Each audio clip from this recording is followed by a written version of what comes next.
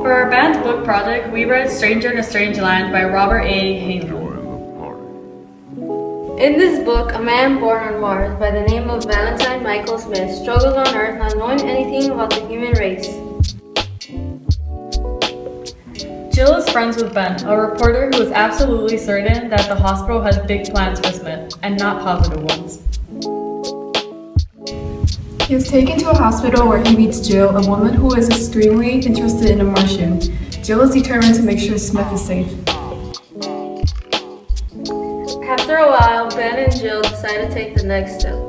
Rescue Smith and take him somewhere safe, which won't be easy with people following their every move. With Smith's special abilities, Jill's perseverance, and Ben's knack for getting inside information, this is an adventure you surely won't want to miss.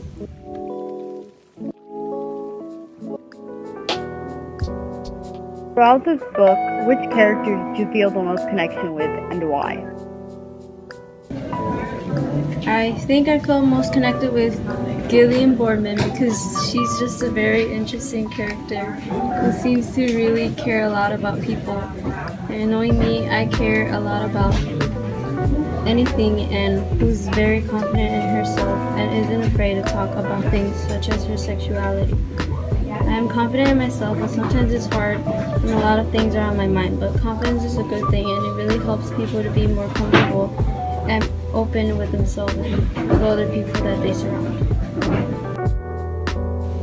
I think I am most connected with Gillian Boardman. Jill was Mike's protector and water brother, so she was probably someone understood Mike the most. Similar to me, she does what she thinks is right and she does it straight on. Jill is also very protective of the people she cares about, and I feel like that's similar to me. How do you believe Stranger in a Strange Land connects to the real world? In Stranger in a Strange Land, we see a Martian who has a hard time fitting in with the norms of society and the basic rules of being a human. We see that nowadays people often feel like they don't quite fit in, or that they simply do not understand what is going on inside the stereotypical person's head. People at this time, like very long ago, try their best to act like they are just like everyone else, just like Michael did.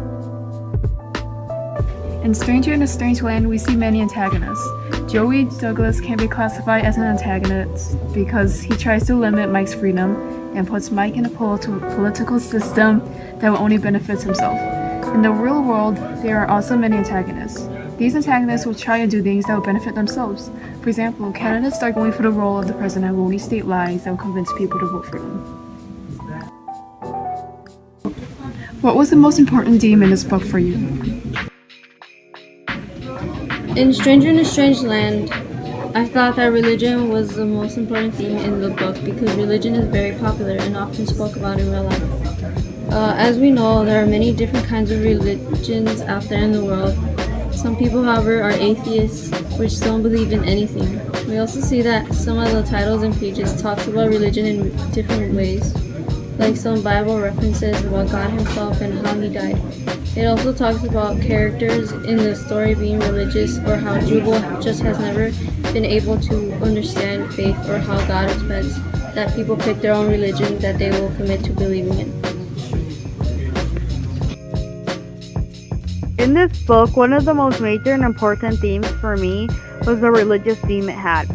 It showed that religion could bring people together but also create difficulty between people. This, for example, is seen where Mike, the Martian, talks to Jubal about religion, and Jubal gets slightly upset. We were introduced to people who were of different religions, Jubal being agnostic and Dr. Mahmood was a Muslim.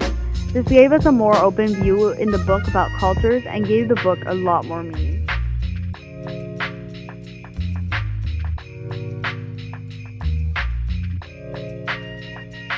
Although we could not find a person or group who decided to ban this book, we do see the cause of the controversy in this book that led it to be banned.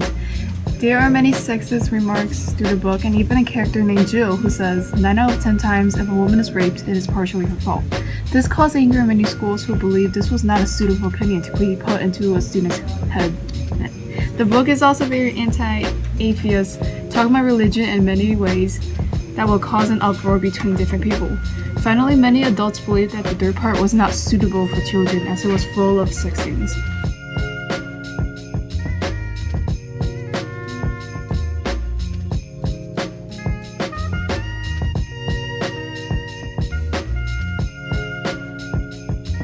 this book, we learn that people can have different opinions on different matters, but it doesn't necessarily make the person who is thinking differently a bad person.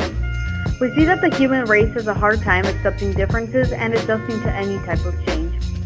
We see that sometimes following a stereotypical way of thinking isn't always the way to go. Sometimes the best decision is to do whatever you feel is right, even if it seems wrong in other people's eyes. It's important for high school students to read this book because it introduces to us a world that we are slightly used to being in, but with a slight twist. It opens people's eyes about how the world thinks and how different we all are truly. The book shows us that different opinions do exist and do matter in this world. It lets teens see how the government of Superior works at time and how hard it is for an outsider to feel like they fit in. It's important to have banned books in the library because it helps us realize that the world isn't all sunshine and daisies.